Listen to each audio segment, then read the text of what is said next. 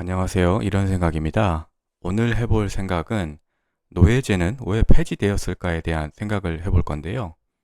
여러분들은 노예제가 왜 폐지됐다고 생각하시나요? 아마도 대다수의 사람들은 이렇게 알고 계실 겁니다. 링컨 대통령이 그 대통령 당선이 되고 난 뒤에 당시에 미국 남부에는 모카 재배하는 농장이 많았잖아요. 그런데 그 모카 농장의 거의 대부분의 노동력이 이 흑인 노예들로서 충당되는 것을 보고 같은 사람이 어떻게 같은 사람을 노예로 부릴 수 있느냐라는 어떤 정의로운 마음가짐으로 전쟁이 일어났고 결국은 북군이 승리하게 되면서 노예제를 폐지하게 되었다. 이렇게 알고 계실 겁니다. 근데 진짜 이게 노예제가 폐지된 이유라고 생각하시나요? 물론 이 링컨 대통령은 위대하신 분이기 때문에 그 사람이 사람을 노예로 부리는 것에 대해서 좋게 생각하지 않고 계셨다는 것은 저도 동의를 합니다. 그런데 진짜 이것만으로 노예제가 폐지됐다고 하면은 의문이 남거든요. 이 노예제라는 게 아메리카 대륙에만 있었던 건가요? 그리고 링컨 대통령이 있을 때만, 그 당시에만 노예제가 생겨났던 건가요? 아니죠. 기록으로 남아있는 걸로는 이미 고대 이집트 시절부터 노예는 아주 흔한 노동력 수단 중에 하나였습니다. 그러면은 왜 고대 이집트 시대 때는 노예제가 폐지되지 않았고 한 4천여 년이 흐른 후에야 겨우 노예제가 폐지됐을까요? 그리고 이 말은 4천여 년 동안 그 사이에도 분명히 노예제가 폐지될 수 있었음에도 불구하고 노예제가 폐지되지 않았다는 말이거든요. 그러면은 과거에 살던 사람들은 사이코패스라서 사람이 사람을 노예로 부리는 것에 대해서 아무렇지도 않게 생각했을까요? 이 역사적으로 봤을 때 상당히 많은 지식인들, 그러니까 지식인층이라고 하면은 당연히 당시에 노예 계층이 아니겠죠.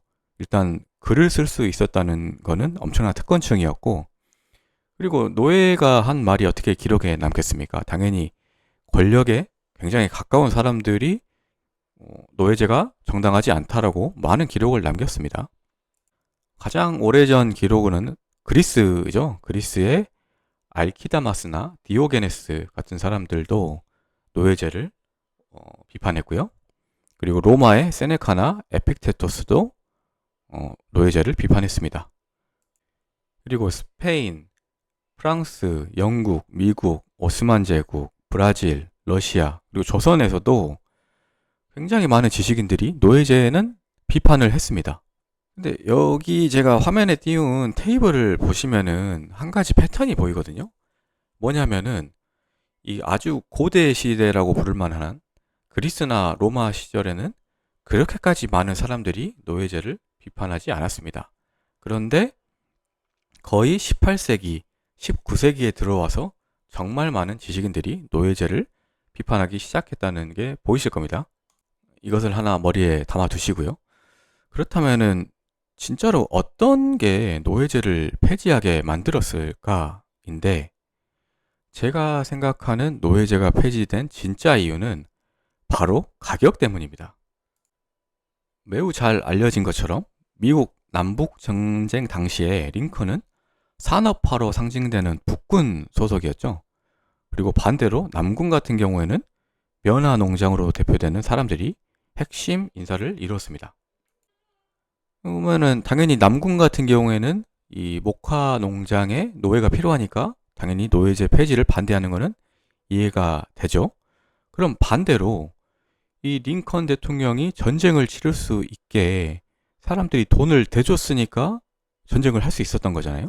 그러면 그 말은 노예제를 폐지하는 게 이 링컨의 지지 세력의 이익에 부합한다는 말이 되잖아요. 그러면은 다른 말로는 그 산업 자본가들에게는 이 노예제를 폐지하는 게 이득이 되었다는 말이기도 합니다. 그럼 왜 노예제 폐지가 자본가들에게 유리했을까요? 우리가 노예를 생각하면은 단순하게, 그러니까 저희가 실제로 노예제를 경험하거나 착취하는 양반 이런 경험을 해본 적이 없잖아요. 거의 대부분의 사람들이. 그러니까 막연하게 노예라고 하면은 그냥 공짜라고 생각하는 경우가 굉장히 많거든요.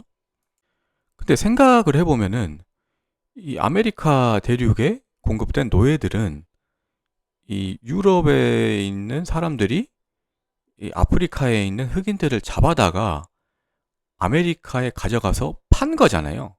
그 역사를 좀 아시는 분은 아시겠지만 이 당시에 삼각무역이라고 해가지고 이 아프리카에서는 아메리카로 노예가 가고 아메리카에서 유럽으로 그 설탕이 갔고요.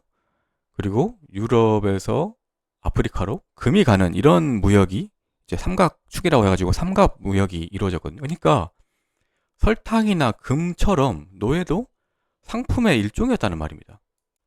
그러면은 이제 흑인 분들한테는 그 당시에 흑인 노예들한테는 미안하지만은 이 상품이니까 당연히 이 농장주가 노예를 가져오려고 하면은 그 상인에게 값을 치러야만 가져올 수 있지 않겠습니까?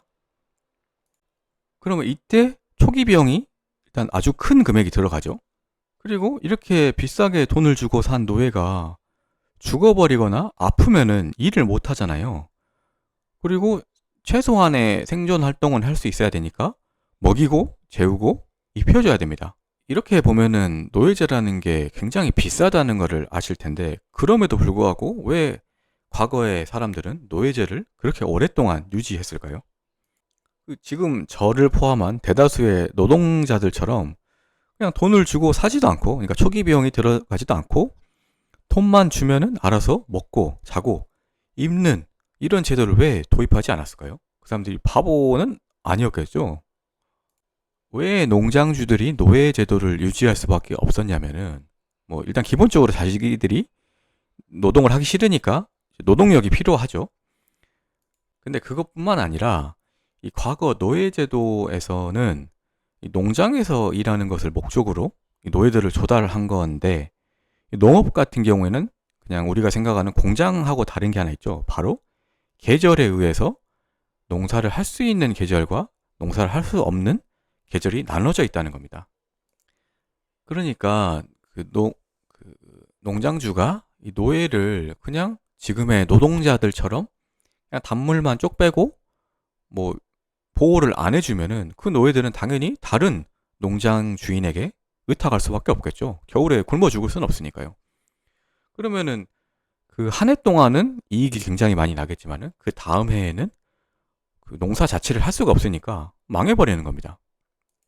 이런 이유 때문에 이 농장주들은 노예제를 유지할 수밖에 없었다는 것입니다. 그럼 여기까지 이해하셨다면은 왜 산업혁명 이후에 노예제가 폐지됐는지도 아실 수 있을 겁니다. 먼저 이 산업혁명은 노동의 가치와 필요량을 현격하게 낮췄죠. 따라서 자본가와 노동자의 수요 공급 측면에서 공급이 많아질 수밖에 없게 되었고 노동자들이 자본가들을 함부로 떠날 수 없게 된 겁니다. 둘째로 공장은 농업과는 다르게 계절에 상관없이 운영이 가능하죠. 물론 겨울이나 여름처럼 너무 이제 온도 차이가 많이 나는 경우에는 그 공장 운영률이 조금 감소는 하겠지만은 농사처럼 아예 못하는 수준은 아니죠. 그러니까 노동자를 구매해서 자신을 떠나지 못하도록 붙잡아둘 요인이 감소하게 된 겁니다. 그러니까 이런 요소들 때문에 그 산업혁명의 선발주자였던 영국은 1830년에 노예제를 폐지했고 영국의 식민지였기에 산업화의 후발주자였던 미국은 1865년에 노예제를 폐지하게 된 것입니다. 그리고 앞서 제가 보여드렸던 표처럼 이 노예제를 폐지해야 된다라고 말하는 사람들이 거의 18세기, 19세기에 등장을 했잖아요. 이게 우연이 아니라는 거죠. 산업혁명으로 인해서 노예제라는 제도가 굳이 필요하지 않게 되었기 때문에 이 사람이 사람을 노예로 쓴다는 어떤 그런 인간적인 면하고 합해져서 노예제가 폐지가 된 겁니다. 그러니까 결론적으로 노예제를 폐지하게 된 이유는 인간의 존엄성이 아니라 철저한 자본주의의 논리에 의해서 결정이 된 거죠. 그리고 지금의 미디어를 장악하고 있는 자본가들은 이것을 정의로운 것이라고 포장하고 있는 것일 뿐입니다. 사실상 지금의 노동자들은 저도 노동자니까 이런 말을 할 수 있겠죠. 과거의 노예랑 그다지 큰 차이는 없습니다. 물론 뭐 아주 인격적인 그런 모욕은 당하지 않을 수 있겠지만 그 본질 자체는 변하지 않았다는 말씀을 드리면서 영상 마치겠습니다. 오늘도 영상 시청해 주셔서 감사합니다.